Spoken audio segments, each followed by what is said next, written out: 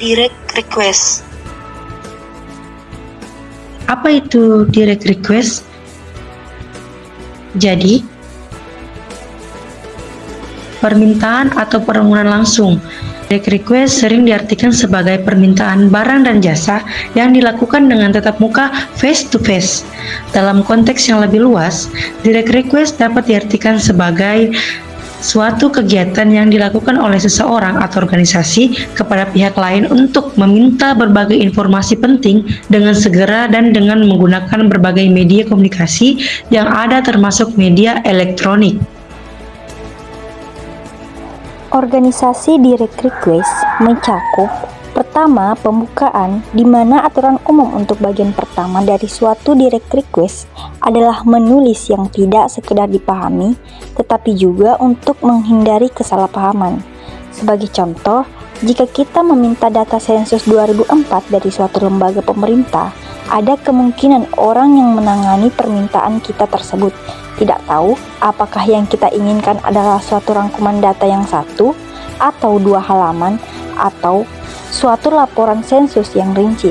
Oleh karena itu, pada bagian kalimat permulaan, kita harus menyatakan permintaan secara lebih khusus yang memungkinkan pembaca dengan mudah dapat memahami maksud isi surat tersebut. Yang kedua, penjelasan rinci. Agar penjelasan terhadap hasil perkembangan kata-kata pembuka lebih lancar, kita perlu membuat kalimat pertama di bagian pertengahan surat yang kita buat dengan berorientasi pada pemberian manfaat bagi pembaca. Yang ketiga, yaitu penutup. Bagian penutup, surat sebaiknya diisi dengan suatu permintaan, beberapa tanggapan khusus, lengkap dengan batasan waktunya, dan ekspresi terhadap apresiasi atau pemberian goodwill untuk memudahkan pembaca. Cantumkan beberapa informasi penting seperti nomor telepon, jam kerja, dan petugas yang dapat dihubungi. Permintaan informasi rutin. Yang pertama, permintaan untuk pihak internal. Meskipun suatu permintaan data saja yang dilakukan secara lisan, namun beberapa pesan permintaan dapat dibuat lebih permanen dalam bentuk tertulis, seperti memo. Memo dalam bentuk tertulis akan dapat menghemat waktu dan membantu audiens mengetahui secara tepat apa yang diinginkan. Pengiriman memo dapat dilakukan antar karyawan dengan karyawan, antar pimpinan dengan karyawan, antar pimpinan dengan supervisor, atau antar supervisor dengan karyawan. Suatu permintaan dalam bentuk memo mengikuti suatu standar perancangan langsung, melalui dengan persyaratan yang jelas mengenai alasan penulisan, kemudian diikuti dengan penjelasan yang lebih mendalam dan diakhiri dengan suatu tindakan yang dikehendaki.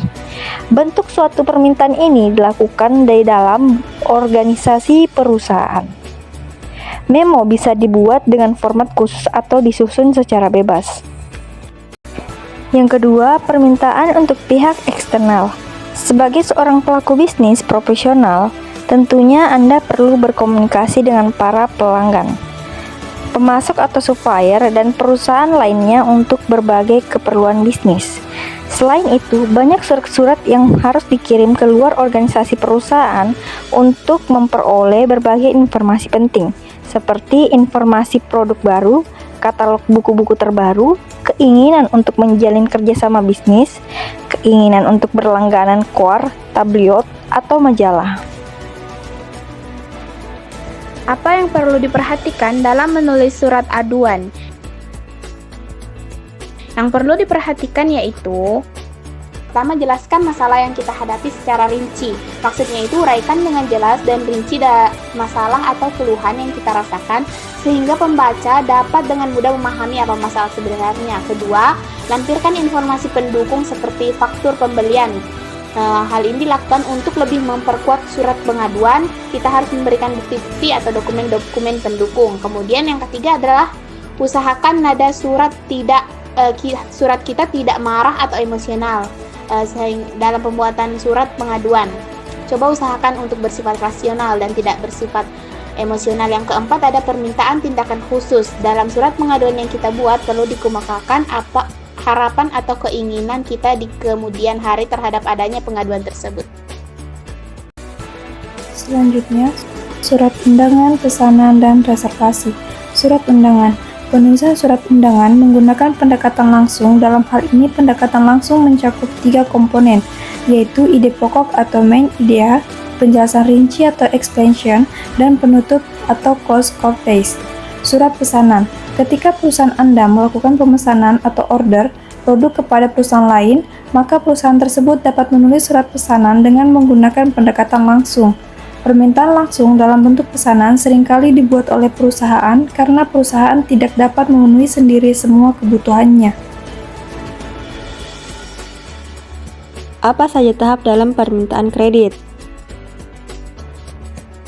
Yang pertama, mengisi formulir yang telah disediakan oleh lembaga perkreditan yang ada. Yang kedua, mengirimkan atau melampirkan berbagai data pendukung penting yang diperlukan dalam proses memperoleh kredit tersebut. Data pendukung ini mencakup kartu tanda pengenal, laporan keuangan tahun akhir, data pendukung lainnya, serta surat permohonan kredit, credit request.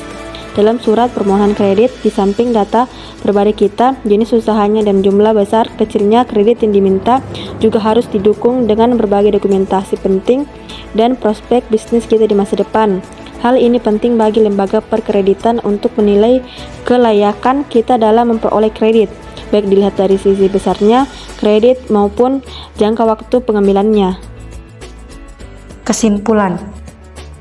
Maksud direct request adalah untuk mendapatkan suatu respon dari para pembaca, apakah menjawab pertanyaan, mengirim barang atau jasa, atau suatu tindakan lain.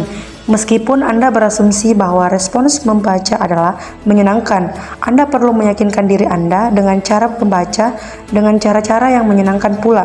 Permintaan terhadap suatu informasi dapat berasal dari dalam maupun luar organisasi.